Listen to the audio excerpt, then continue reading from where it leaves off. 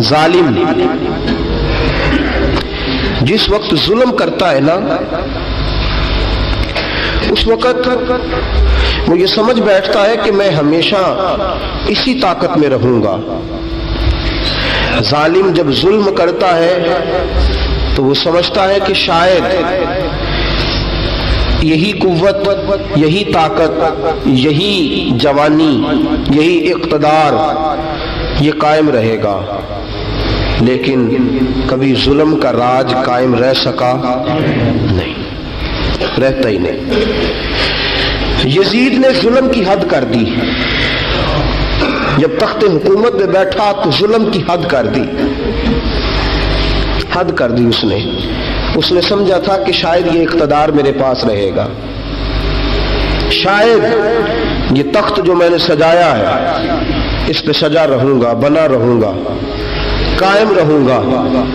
اسے سمجھ نہیں نہ آئی کہ حکومتیں ظلم سے نہیں عدل سے قائم رہتی ہیں۔ میرے عمر فاروق رضی اللہ تعالیٰ عنہ کی حکومت عدل سے قائم تھی تو 12 سال قائم رہی، 12 سال قائم رہی، اور عمر چلے گئے، عدل کرتے کرتے چلے گئے۔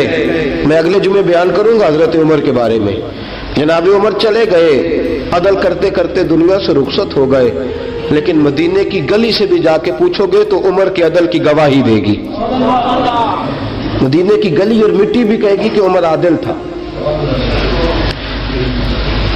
یزید نے ظلم کیا نا، پورے 4 سال رہا، لیکن اس کا خیال تھا کہ میں جمع رہوں گا، بنا رہوں گا، رہ سکا نہیں، رہ سکا، کیونکہ اللہ غافل ہے، اللہ کو پتہ ہے۔ اور ایک اور بات بھی، ایک اور جملہ بھی کہنے لگا ہوں، اسے بھی یاد رکھیے گا، ظالموں کو مددگار بھی مل جاتے ہیں،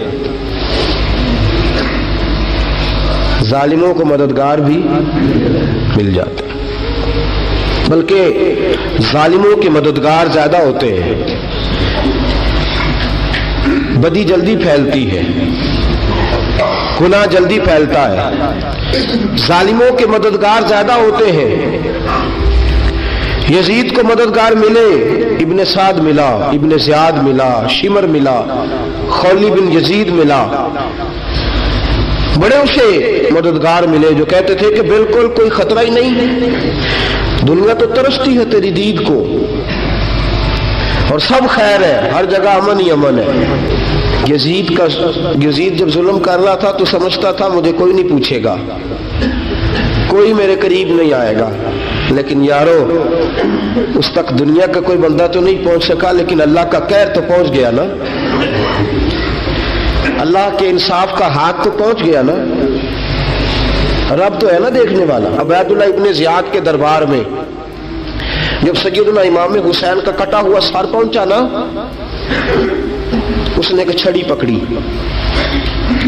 اور چھڑی پکڑ کے نا تو امام حسین کے لبوں پہ مارنے لگا، کہنے لگا تجھے کہا تھا نا بات مان جا، کٹا ہوا سر تشت میں رکھا ہے، تجھے کہا تھا نا بات مان جا۔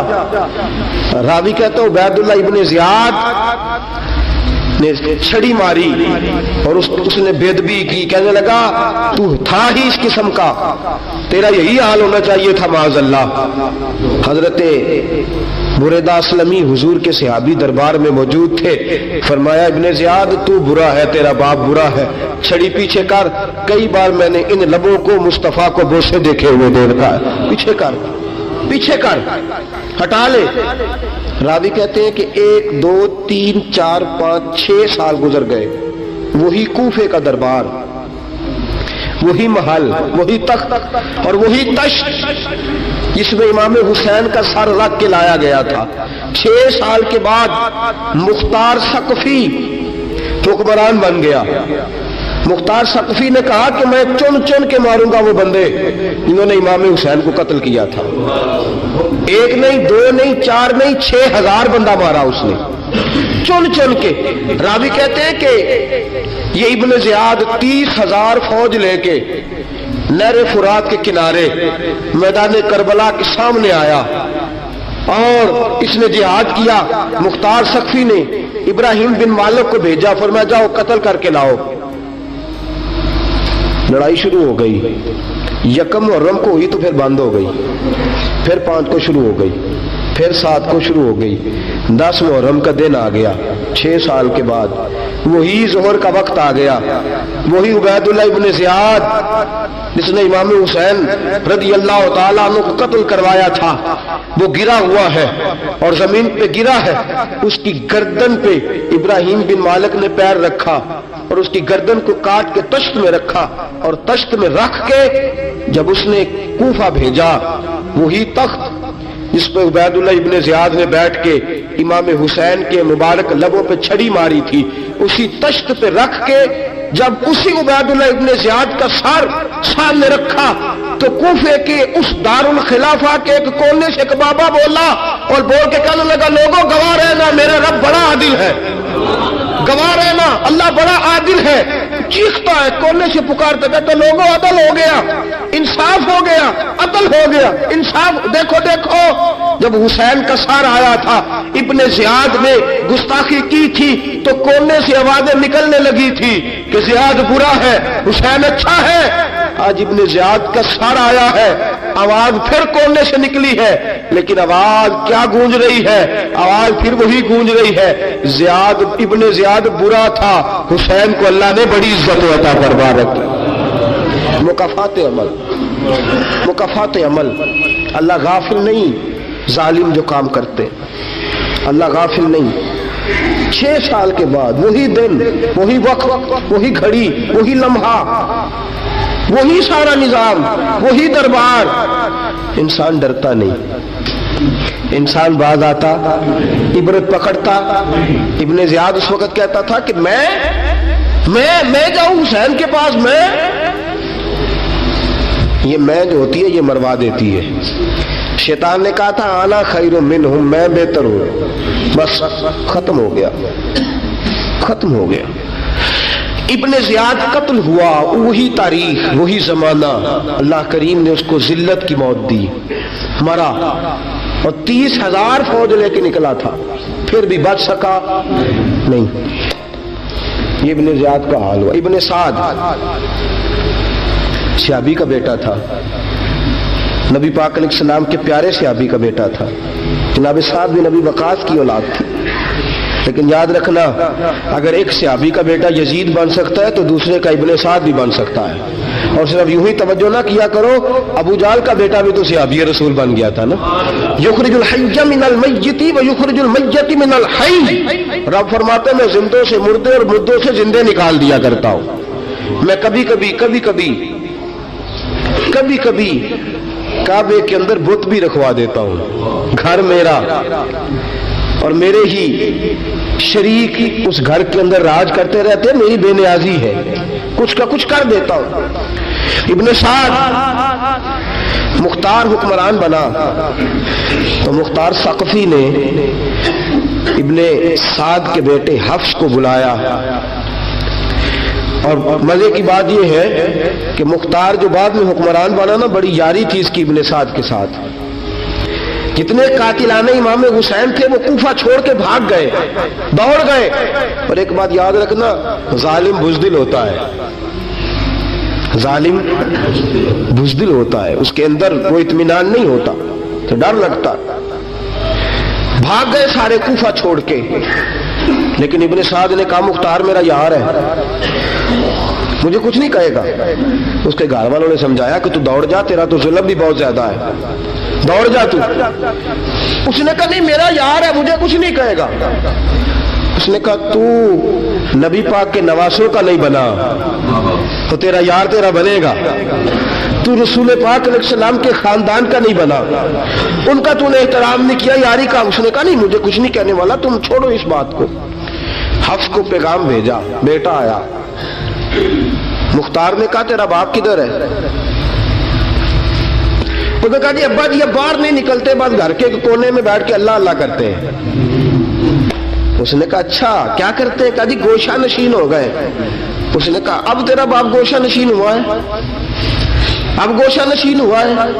भेड़िए से लोमड़ी ने कहा कि जाओ शिकार कर लो, तो भेड़िया कहने लगा, बूढ़ा हो गया था ना, भेड़िया कहने लगा नहीं मैं नेक हो गया हूं, मैंने शिकार करना छोड़ दिया है। میں کسی جانور کو تنگ نہیں کرتا. تو لومڑی کہنے لگی نہیں بادشاہ سچی بات کر, اب تجھ سے دوڑا ہی نہیں جاتا, اب شکار پکڑا جاتا, اب تجھ سے دوڑا نہیں جاتا, پکڑا, اب تیرے اندر آج بھی طاقت آئے تو کم کرے نہ, تو اب بھی چھوڑنے والا, اب تجھ سے دوڑا نہیں جاتا. ملا رومی فرماتے ہیں بوڑھا ہو کے تو بھیڑیا بھی نیک ہو جاتا ہے. کہا کہ جاؤ تمہیں بلا رہا ہے. کہا نہیں جی میرے ابا جی نا آپ اندر رہ کے اللہ اللہ کرتے. اس نے کہا اسے اللہ اللہ یاد آئی ہے, اب اللہ اللہ یاد آئی ہے, کچھ گناہ ایسے ہیں جو رب معاف نہیں کرے گا. فرمایا وہ جتنی مرضی نمازیں پڑھے, جتنے مرضی روزے رکھے, جتنی مرضی نفل پڑھے, سارا کچھ کر لے, لیکن اللہ کبھی حسین کے گستاخ کو معاف نہیں کرے گا, کبھی نہیں معاف کرے گا. اس لیے کہ جو حسین کا بے ادب ہے وہ دراصل رسول پاک کا بے ادب ہے. اللہ اسے معاف کرے گا. ظالم میں اس نے ظلم کیا. ابھی 6 سال ہی تو گزرے تھے, 6 سال ہوئے صرف. ابن سعد بھیجا بیٹے کو, کہا جا اب اپنے باپ کو جا کے کہا تجھے مختار بلاتا ہے, بات سنے آ کے. ڈر گیا. میں نے کہا ظالم بزدل ہوتا ہے. کہنے لگا اس سے جا کے کہو میں نہیں آ سکتا, بیمار ہوں. اس نے کہا چلو وہ نہیں آ سکتا تو ہم تو جا سکتے ہیں نا, ہم تو جائیں گے نا. ابن سعد نے بھیجے 10-12 بندے, فرمایا جاؤ زندہ نہ لے کے آنا میرے پاس, میرے پاس زندہ نہ لے کے آنا. گئے, بیٹے کو حفص کو گرفتار کر کے کھڑا کر دیا, اور جناب یہ جو ابن سعد تھا اس کو بھیجا, کہا جب تم اس تک پہنچو نا تو جا کے گردن مارنا اس کی, اور مجھے اس کی وجود نہیں دیکھنا, صرف کٹا ہوا سر دیکھنا ہے. گئے, جا کے اس کو پکارا, کا مختار نے بھیجا ہے مارنے کے لیے. کہنے لگے مختار مجھے نہیں مار سکتا, میرا یار ہے. ابن سعد کہتا مختار مجھے مار سکتا, میرا یار ہے. ان فوجیوں میں سے ایک فوجی کہنے لگا اگر تم محمد کے نواسے کو مار سکتا ہے تو تجھے بھی تیرا یار مار سکتا ہے صلی اللہ علیہ. اگر تو رسول پاک صلی اللہ تعالی علیہ وسلم کے نواسے کو قتل کر سکتا ہے, تو نے نبی کا حیا نہیں کیا, وہ یاری کا حیا کیوں کرے؟ تو نے ظلم کیا ہے, اب دیکھ تیرا حال کیا ہوتا ہے. گرفتار کر لیا, منتیں کرتا رہا. تاریخ ابن سعد کو بتا رہی تھی کہ ابن سعد تو ہاتھ باندھتا ہے, پاؤں پکڑتا ہے, ذرا یاد کر میدان کربلا, میدان کربلا تجھے اپنی باری آئی ہے تو ہاتھ باندھتا ہے. میدان کربلا یاد کر, حسین نے بھائی کی بھی لاش اٹھائی تھی, حسین نے جوان بیٹے کی میت بھی اٹھائی تھی. 6 مہینے کا علی اصغر بھی اس کی گود میں دم توڑ گیا تھا. اس کی بیٹیاں پیچھے تھی, بہن پیچھے تھی, بھانجیاں پیچھے تھی, بھتیجیاں پیچھے تھی, لیکن حسین نے ایک بار بھی ہاتھ نہیں باندھے. یہ کون ہے اٹا ہوا, غبار سے پھٹا ہوا, ہزاروں کوفیوں کے درمیان وہ اکیلا ہی ڈٹا ہوا. یہ بال یقین حسین ہے, نبی کا نور عین ہے. فرمایا یہ وہ میدان کربلا بھی یاد کرنا. تو ظالم تھا نا, معافیاں مانگ رہا ہے. حسین رسول پاک کے نواسے تھے, ایک بار بھی معافی طلب. دیکھ منظر یاد کر, ابن سعد کا ایک ہی بار میں سر قلم کیا, ایک ہی بار میں. امام حسین پہ تو پہلے 82 زخم لگے تھے تلوار کے, 82 زخم تلوار کے, نیزوں کے, اور کئی نیزوں کی انیاں امام حسین کے وجود میں ٹوٹ گئی تھی. امام حسین رضی اللہ تعالی عنہ پہلے ڈٹے رہے, جمے رہے, بڑی دیر کے بعد گر, پہلے ہی بار میں گر گیا. ابن سعد کا کٹا ہوا سر پہنچا تو بیٹا کھڑا تھا. مختار سقفی نے کہا کہ تیرا باپ میں نے مار دیا ہے. کہنے لگا کوئی مزہ نہیں رہا زندگی میں. اس نے کہا چلو ٹھیک ہے تمہیں بھی مار دیتے ہیں. پھر مزہ نہیں رہا تو مار دیتے. کاٹ دیا سر اس کا بھی, دونوں سر کاٹے, تشت میں رکھے, اور مدینہ منورہ حضرت محمد بن حنفیہ رضی اللہ تعالیٰ عنہ جو امام حسین کے چھوٹے بھائی تھے, جناب علی کی دوسری زوجہ کے بیٹے تھے, جناب علی کے صاحبزادے ان کے پاس بھیجے, اور بھیج کے کہا کہ لو ابن سعد کا سر حسین کا بدلہ ہے اور اس کے بیٹے کا سر علی اکبر کا بدلہ ہے. جب محمد بن حنفیہ کے پاس پہنچے تو آپ نے فرمایا یہ کمینوں کے سر میرے بھائی کے سر کا بدلہ ہو ہی نہیں سکتے, یہ کہاں حسین کا بدلہ ہو سکتے ہیں. وہ حسین ابن علی, وہ حسین ابن علی, حسین ابن علی کی شان رفت کوئی کیا جانے, حسن جانے, علی جانے, نبی جانے, خدا جانے. وہ حسین ابن علی کہ باپ جنہاں دا ہر میدان اندر لڑدا رہیا سی کل ایمان بن کے، ماں جنہاں دی سجدۃ النساء ہوئے تے نانا عرش تے جاوے مہمان بن کے۔ فرمایا یہ حسین کا بدلہ ہو سکتے ہیں؟ وہ خولی بن یزید،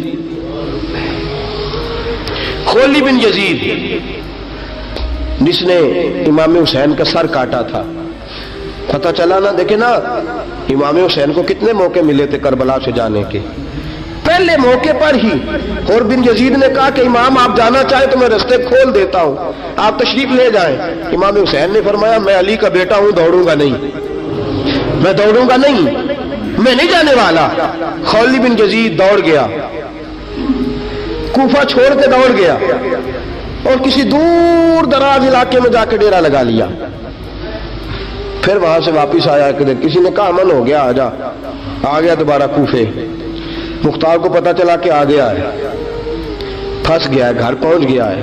اس کی بیوی جو تھی نا خولی بن یزید کی، بڑی محبت کرتی تھی نبی پاک کے خاندان کے ساتھ، حضور کے خاندان کے ساتھ بڑی محبت کرتی تھی، اور محبت والوں کا انداز پتہ کیا ہے؟ رنگے چمن پسند، نہ پھولوں کی بو پسند، ہم کو ہے وہ پسند جسے آئے تو پسند۔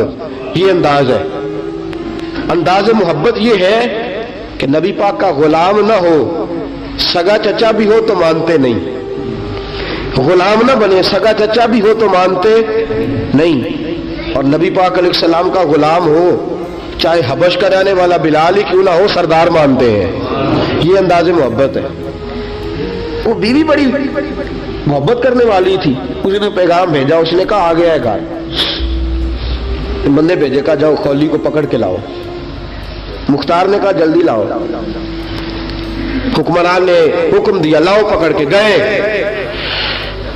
گھر کے اندر گئے تو چھپ گیا۔ چھپا کہاں؟ ٹوکرے کے نیچے۔ میں نے کہا ظالم بزدل ہوتے، ایک ٹوکرے کے نیچے چھپ گیا۔ بیوی سے کہنے لگا، ان سے کہنا میں گھر کوئی نہیں، ان سے کہو میں گھر نہیں۔ بیوی کہنے لگی چلو ٹھیک ہے۔ دروازے پہ گئی، وہ کہنے لگے ہم خولی بن یزید کو گرفتار کرنے آئے ہیں۔ منہ سے پکار کے کہنے لگی گھر کوئی نہیں، منہ سے، اور ہاتھ کے اشارے سے کہنے لگی وہ ٹوکرے کے نیچے چھپا ہوا ہے۔ منہ سے کہنے لگی کوئی نہیں گھر، تاکہ سن لے، اندر سن لے۔ منہ سے کہنے لگی کوئی نہیں، ہاتھ کے اشارے سے کہنے لگی چھپا ہوا ہے ٹوکرے کے نیچے۔ گئے، جا کے ٹوکرا ہٹایا، اپنے پاس بہت ساری دولتیں اور جائیدادیں وہ ساری دے دی۔ کہنے لگا یہ میرے پاس کتنا پیسہ ہے، یہ بہت سے کاغذات ہیں، یہ کتنے زیورات ہیں، لے لو، مجھے چھوڑ دو۔ انہوں نے کہا وہ حکومت کدھر ہے جس کے لیے تم نے حسین کا سر کاٹا تھا؟ کدھر ہے وہ تمہارے تخت، اور کدھر گئی وہ تمہاری سلطنتیں، اور کدھر گئی وہ تمہاری دولت اور اقتدار، اور کدھر ہے وہ تمہارا اسلحہ جس کی بنیاد پر تم نے رسول پاک کا خون میدان کربلا میں بہایا تھا؟ وہ ہمارے سامنے لے کے آ۔ کہنے لگا یہ تھوڑے سے انعامات جو میں نے اکٹھے کیے تھے، یہ دنیا کی گندی دولت، اس کے لیے میں نے میدان کربلا میں امام حسین کا مبارک سر مبارک تن سے جدا کیا تھا، لے لو، مجھے چھوڑ دو۔ انہوں نے کہا نہ دنیا میں لے تجھے چھوڑیں گے، اور نہ اللہ ہی تجھے قیامت کے دن چھوڑے گا۔ گرفتار کر کے لائے، گرفتار کر کے لائے۔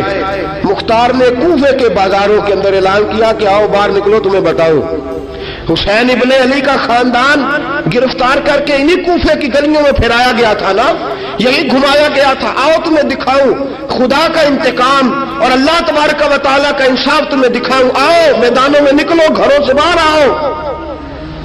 مختار ثقفی اگرچہ بندہ آباد میں یہ بھی ٹھیک نہ نکلا، لیکن بعض اوقات میرے نبی پاک علیہ السلام نے فرمایا اللہ اپنے دین کا کام اپنے نافرمان سے بھی لے لیا کرتا ہے، اس نے کام لینا ہو فاسق سے بھی لے لیتا ہے۔ اللہ نے لے لیا کام، نکلو میدانوں میں، نکلے باہر، چوک بھر گئے، گلیاں بھر گئیں، کوفے کے محلات بھر گئے۔ مختار نے کہا لوگوں 6 سال پہلے کی تاریخ بھی ذہن میں رکھنا، اور آج کا دن بھی تم کبھی مجھے وہ خولی بن یزید ہے کہ یہ نعرے لگاتا تھا کوفے کی گلیوں میں کہ میں نے حسین کا سر کاٹا ہے، میں نے حسین کا سر کاٹا۔ تمہارے سامنے کھڑے، پوچھو اس سے پوچھا بھی تو نے حسین کا سر کاٹا؟ کہنے لگا جی میں نے تو بالکل نہیں کاٹا تھا، میں تو انعام کے لیے نعرے لگاتا تھا، میں نے تو نہیں کاٹا۔ اس نے کہا چلو ابھی کرتے ہیں تیرا بندوبست۔ زخم لگائے تلوار کے ساتھ، اس کے وجود پر زخم لگائے، اور جب نڈھال ہو گیا، خون بہ گیا، زمین پہ گر گیا، تو مختار نے کہا اس کے وجود کو آگ لگا دو، زندہ کو جلا دو۔ جب وہ جل رہا تھا راکھ اڑ رہی تھی، لوگ کہہ رہے تھے کہ دیکھو یاد رکھنا اللہ نے رسی ڈھیلی کر دی تھی، اب رب نے رسی کھینچی ہے، تو دیکھو خدا سے بڑا کسی کا انصاف نہیں ہے۔ کس انداز میں امام حسین کے قاتل کو شمر ذیل جوشن، میں نے کہا تھا 10 محرم کے دن جب مختار کے لوگ اس کے پیچھے بھاگے تو مدینہ منورہ تک گیا، حضرت امام زین العابدین سے بھی ملا، انہوں نے پانی بھی پلایا، کہنے لگا امام صاحب لگتا ہے آپ نے مجھے پہچانا نہیں۔ فرمایا میرا سارا گھر اجاڑ دیا، میں تجھے بھول سکتا ہوں؟ کہا پھر پانی کیوں پلایا ہے؟ فرمایا بند کرنا تمہارا کام ہے اور دشمنوں کو پلا دینا یہ ہمارے خاندان کا رواج ہے۔ فرمایا مجھے میرا سارا گھر اجاڑ دیا، تجھے کبھی بھول سکتا ہوں؟ بھول ہی نہیں سکتا، لیکن چونکہ ہمارے گھر کا کوئی مزاج ہی تھوڑا منفرد ہے، ہمارا کوئی انداز ہی تھوڑا مختلف ہے۔ شمر دوڑتا امام زین العابدین سے کہنے لگا پناہ، مجھے پناہ ملے گی؟ آپ نے فرمایا جیسے اللہ پناہ نہ دے اسے بندہ بھی نہیں دے سکتا، تیرے پاس اب چارہ کوئی نہیں، اس لیے کہ اب تجھے دیکھے نا، یاد رکھنا ظالم دوڑتے ہیں نا، جب ظالم دوڑتے ہیں تو پناہ مانگتے پھرتے ہیں، جب ان کا توتی بولتا ہے تو کہتے ہیں ہم چما دیگرے نیست، ہمارے جیسا کوئی اور ہے ہی نہیں، اور جب رسی کھینچتا ہے اللہ تو پھر بھاگے پھرتے ہیں گلیوں اور بازاروں میں، دوڑے پھرتے ہیں۔ اس لیے کہتے ہیں کہ ڈر کے رہنا چاہیے، ڈر کے۔ آج بھی ان کے ساری شمر کو کہا کہ تو اب تجھے کوئی پناہ دے نہیں سکتا، اس لیے کہ تو اللہ کی پکڑ میں آنے والا ہے۔ شمر دوڑتا دوڑتا ایک گاؤں میں جا کے چھپ گیا، وہاں کے لوگوں کو مارا پیٹا، کہا قبر کسی نے بتایا تو گردن اڑا دوں گا۔ رات کا سناٹا چھایا تو مختار سقفی کا گروہ پہنچ گیا، شمر کو گرفتار کر کے لایا۔ مختار سقفی نے کہا کہ اس کے نا ہاتھ اور پیر باندھو، یہ پانی بند کرتا تھا میرے امام کے بچوں پر، یہ پانی بند، اور نعرے لگاتا تھا، کھڑا ہو کے کہتا تھا کہ امام پانی جانوروں کو دوں گا، درندوں پرندوں چرندوں کو دوں گا، لیکن اگر علی اصغر مانگے گا تو پھر نہیں دوں گا، علی اکبر مانگے گا تو پھر نہیں دوں گا، عباس مانگیں گے تو پھر نہیں دوں گا، اگر زین العابدین مانگیں گے تو نہیں دوں گا، سکینہ شہربانو اور زینب کو پانی نہیں ملے گا، باقی ساری کائنات پیے گی، آپ کو نہیں ملے گا۔ یہ وہی شمر تھا، گرفتار کر کے لایا، 3 دن تک پیاسا رکھا اور زبان اتنی لمبی باہر نکل آئی، العطش العطش کی آوازیں بلند کرنے لگا۔ کہا جناب اس کا کرنا کیا؟ کہا اس کے ہاتھ باندھ دو، پیر باندھ دو، اور جو بھوکے کتے ہیں نا جن کو کئی دنوں سے میں نے بھوکا رکھا ہوا ہے، وہ کتے اس پر چھوڑو، اور جب کتے اس کا گوشت نوچے تو کوفے کے بازاروں میں اعلان کرنا کہ جو نبی پاک کی اہل بیت کا گستاخ ہو اسے اسرائیل بھی جان نکالنے نہیں آتے۔ کتے نوچتے ہیں، تڑپتا ہے لیکن جان نکلتی۔ کہا آؤ دیکھو آ کے یہ ہے میت کسی بے ادب کی، منہ دکھانے کے قابل نہیں ہے، ان کے دشمن پہ لعنت خدا کی، رحم پانے کے قابل نہیں ہے۔ فرمایا دیکھو جان بھی نہیں نکل رہی۔ فرمایا یہ وہ ہے جس کو 2 گز زمین بھی نہیں مل سکی، کتوں کے پیٹوں میں اسے جگہ ملی ہے، یہ وہ تھا۔ تو جناب امام حسین رضی اللہ تعالیٰ عنہ کے خاندان پہ پانی بند کرنے والا تھا۔ میرے عزیزو دیکھو رب فرماتا ہے کہ میں کبھی بڑا عشق عشق تو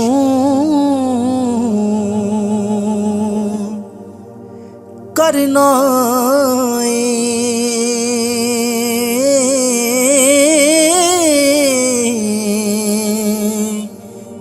کدیں عشق دا گنجل کھول تے سہی، تینوں مٹی وچ نہ رول دیویں